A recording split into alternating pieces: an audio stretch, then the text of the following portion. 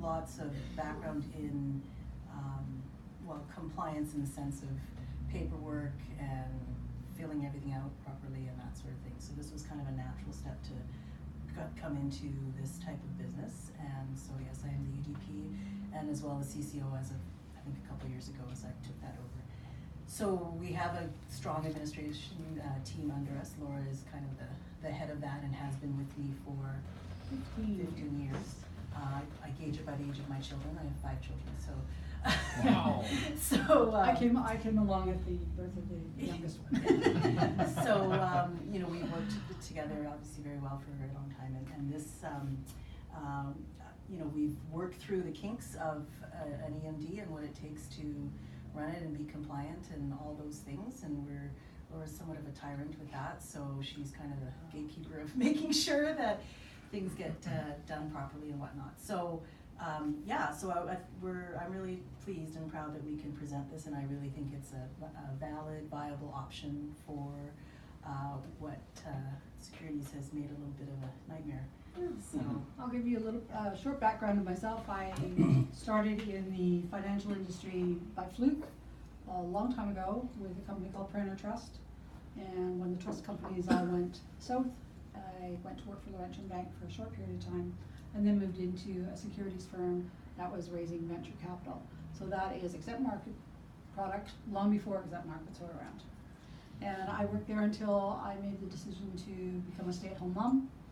And I stayed home until Sandra gave me a call one day and said, "Are you thinking about work?" And I said, "Yes, I am." And I came to work here 15 years ago when my youngest child was just starting school. That's where I come in. Okay. My side, just to give you a bit of an background, is I'm more a lawyer from a development perspective. So the practice here, I started out my career in doing all the paper plan for something called 1000 Beach, which is downtown. It was a Japanese joint venture, and I worked on that. As the Japanese economy went poof in the dark in the early 90s or whatever, I came out here and launched a practice and subsequently merged with Sanda. Been at that now for, I don't know, 15, 20 years, 1991, whatever that would be, 18 years, I guess. Today we have processed inside of the practice environment probably about 1,000 purchases and sales a year. We have a whole team that is here tonight, obviously, that pushes paper on. So we're aware of what a MIC is from the perspective of when you issue private mortgage instructions, we play ping pong with paperwork, right? And I think it's one of the things we want to give you guys comfort with here today is that, you know, we understand what your drill is in terms of how you place money and so on. So, and as lawyers, we also understand confidentiality, and we'll get into that, how your clients are your clients, and we understand that. In the conveyance industry, we've come to know that, you know, it's a lot of sort of top-down billing. And in the introduction of this, what our beautiful fearless leader has dropped upon you folks, you know, we looked at that and said, hey, there's a model here where we can do some fixed pricing, because that's what we're familiar with. The EMD itself, we have launched and are in the midst of finalizing a $50 million raise, which is a GPLP. You guys understand what GPLPs are? General Limited Partnerships, where it's kind of a developer will raise money and then offer an accruing interest and then a big kiss once the project is completed. We raised and funded the Innovation Village, which is 500,000 square feet of project here in Surrey, seniors type thing, medical project. We're in the midst of doing a raise for a Kelowna townhouse project as well. In our world, we have the obligation to provide diversifications, and we have the team that can respond to your world as well, because it's different characterizations, right? So we'll go into the presentation. We just want you to know, we have a lot of real estate experience. It's not an EMD that doesn't understand kind of what potentially are your drivers, return to investors and so on. We're familiar with that end of the world.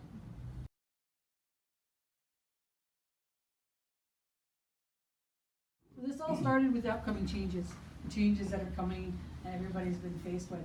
So, August 28th, 2018, the Securities Commission said it would no longer be servicing the Northwestern exemption. In BC, that exemption ends February 15th. In other provinces, it goes on till April. So that's where we find ourselves today. Basically, what the Securities Commission, its general policy is it talks about protecting the investment public, right? So in the world of mix, you've been kind of in between this and not regulated. So the government in its wisdom, which I'll use the small w for word wisdom there, has decided that it wants to see that there's registered people that are handling investment activities. And so that's what's come down. So when this announcement arrived from our fearless government, we started looking at this and saying, okay, well, we are an exempt market. We can handle this. We understand some of the drill, and looked at this and said, okay, there's going to be a lot of confusion. What does this mean, and how does it go? Out the back end of it, basically the options are, for lack of a better term, become an EMD, wind yourself up or try to find some other solution. But basically, our experience was that we tied up and or spent about $100,000, give or take, of money, $50,000 bond, and insurance. We'll get into that in a minute. And but more importantly, we spent close to 400 hours of time. You got PPM, you got courses, you got exams, you got to get approved, you got to have appendices, you got to go through that whole rigmarole, and it's a lot of time. You don't want to wind up. Yes. And being in it's a lot. We deal with audits, compliance, like so much. So I don't think that you want that as your main business. It's a whole new business. So we have a third option. We have an option, and we refer to it as our MIC model, because we didn't have a lot of creativity in naming our programs. So we are an exempt market dealer. We can help, and we've already done the work. So we have taken the courses and written the exams, arranged for the insurance bonds, registered with the National Registration Database, and we have engaged registered capable dealer representatives. So we already have a sales team, and we are ready to work, and we would like to work with you. So what our model is we will bring your product to our shelf. You will introduce your clients, because you already have pending trades and your own sales leads. And then our dealer representatives will meet with your client to fill out the appropriate paperwork, ensuring that the client's interest comes first and foremost. As an EMD, we have a duty to talk with all of anyone who wants to invest about whether or not an investment is suitable for them. So it's up to us to make sure that investors know what is out there for them. So that becomes part of our duty. So taking that forward, at all times throughout the process, we're looking at your client remains your investor. They're investing in your product. And that when we work with your clients, our dealer reps will be working from a script that we would agree upon. So that that script would cover our duties to the investor and represent your MIC. So while we would be having on our shelf more than one MIC, when we meet with your client, your MIC is the only MIC that's presented. We've sort of talked about it in different ways, because we have the opportunity of having your client come here and meet in the boardroom here with one of our dealer representatives. Our dealer reps are mobile, so they could meet them elsewhere if that works best for the client. Right. Alternately, you may want to bring your client and introduce them to a dealer representative to maintain that relationship, and that's something that we can work on as well. The one thing that everybody needs to be careful of is that when you're introducing your product to clients, that you're not appearing to be doing the business of a trade for the Securities Commission. That's the only caution, and we all have faced that when we're talking about products. There's the issue here too is that, let's say as an optional decision, you folks decided to become your own EMD, then you also, an least under the current regime, are having a responsibility to talk about diversified products, right? Which, if you become your own EMD, or what would be best described as a captive dealer, which I don't know if any of you are familiar with the story of Waverley, which is the Ontario Securities Commission. If you aren't aware, it's your favorite nightmare, but we'll leave that alone. I think the important thing to understand is that, and this is where I think Sanda's and Laura's experience from lawyering is important, right? There's an element of confidentiality, right? You don't want to have us flogging other stuff. So as Laura was talking, like at the mix I should say, when Laura was talking about, we do have an obligation to talk about a diversified set of products, right? But we're gonna work with each of you so you understand what that script is. You know, because a lot of times the advantage that you folks will have as a MIC is that you're very secure and probably a fairly liquid product depending on each of your mandates, right? So the people that come through you already have that security aspect. What the Securities Commission is fundamentally worried about is that, you know, if you're 70 years of age and you go into a product that has a fixed horizon of 15 years, they're worried that you're gonna be dead before you get your money back, right? And that's the big fear, right? So you sit in a very fortunate part, each of you is a mix, because it's relatively secure. The bulk of it, I haven't visited with each of you on this, but a typical MIC is either gonna have money in dirt a first or a second, and it's gonna have pretty typical monthly stipend. You know, that's the closest thing to emergency fund that anybody can have. So it's a relatively safe position. But what you folks need to understand is we all have this obligation, but should we move forward, we're gonna work very closely with each one of you to say, okay, how is it, this is what we have to do, this is how we have to do it, and then work through it so that you know what's coming at you, right? It's even to the point where commercially, if I'm talking from a commercial perspective rather than legal perspective, you know, we are looking at this as not us bringing clients to you, but in the commercial world that you exist, you folks have existing relationships with existing people, and they're referring people. An issuer, which is what you would be in this case, has the right to talk in general terms about who you are and what you do, but the quote registerable activity, which is somewhat of an ill-defined term, unfortunately, because the regulations are light and somewhat subjective, can be whatever, right? So we've had a lot of experience as an EMD, and we've had this one project I was telling you about, a $50 million project. We were on radio with that, and our approach was get out in the media. We've gone through that process, I would say probably 5 inquiries, questions, investigations from the BCSC on, you know, how can you do this and the rest of it. And it all gets down to the registrable activity. It gets driven back to the OM and to the dealing rep, right? So what I think what we envision is it's almost like a seal of good housekeeping.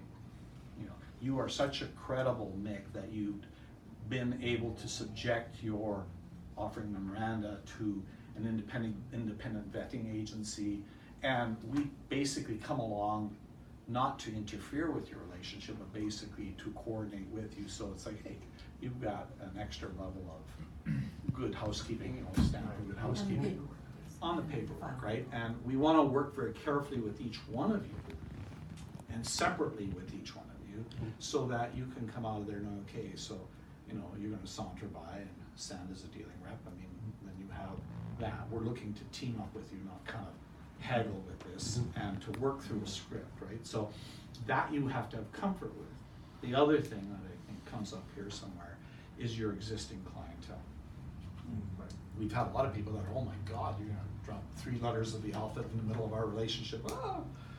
We have securities, highly specialized securities lawyers that are backing us. And we have, and you may have received one memorandum from Belton's which talks about this at large. We have a preliminary verbal opinion which will document itself in the next couple of days, that we will not have to become involved in DRIP events, if you have a dividend reinvestment program with your existing customers where they get reinvest their money, I don't have to get in the middle of that until it's additional money or new trade.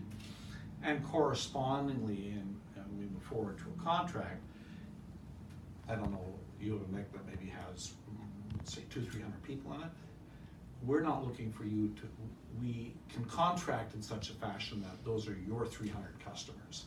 It's not that you have to phone up on Tuesday and say, hey, guess what? You know, this new EMD, which I think is related to the CRA, but we really don't know, is having to come interview you for how good you are, right? So those things we've worked through legal counsel with, right? So we would become a pal, if I can use that term, alongside you for additional or new trades, but we're not looking to have to interfere with your existing customer.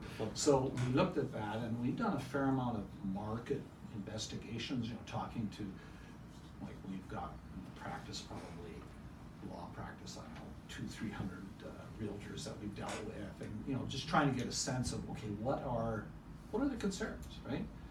You've been asked to add 3 spare letters of the alphabet to your process, and what the heck does all that mean, and what is this, right?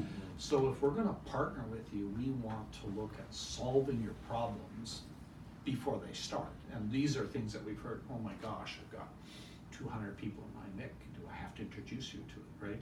We look at that and think, is there a way of dealing with that?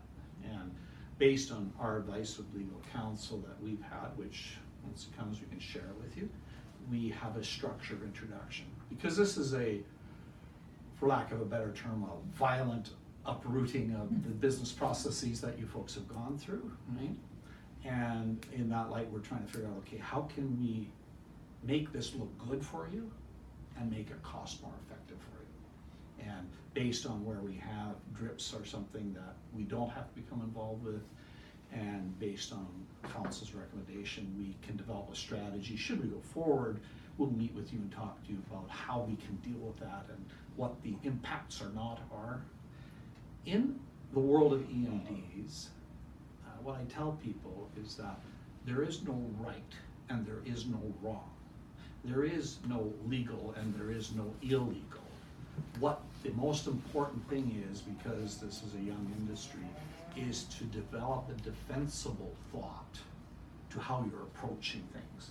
Because them guys downtown, which I call mother, but we'll leave that aside for the time being, they don't really know either. They just want to control more things. So what we have found is the most important thing in our world is to defend the license and to develop a strategy that resolves these things. So that's what we're trying to do, and we're confident that we have that handled. What we can do is fix your costs to get started. So we have a fixed startup cost at 0.46% of your MIC up to $25,000. So if you are one of the larger MICs, $25,000 is your startup cost. That is the due diligence that we need to do to ensure that the product that we are taking onto our shelf is something that fits within all the different rules and regulations that we have. And then we're looking at having a fixed monthly fee. And we have 2 options. We have a base option and a volume option that we'll be talking about. So when you look at the yearly estimated cost, there's a price sheet in your package, and it's on the second page of that. You're looking at becoming an EMD, spending countless hours.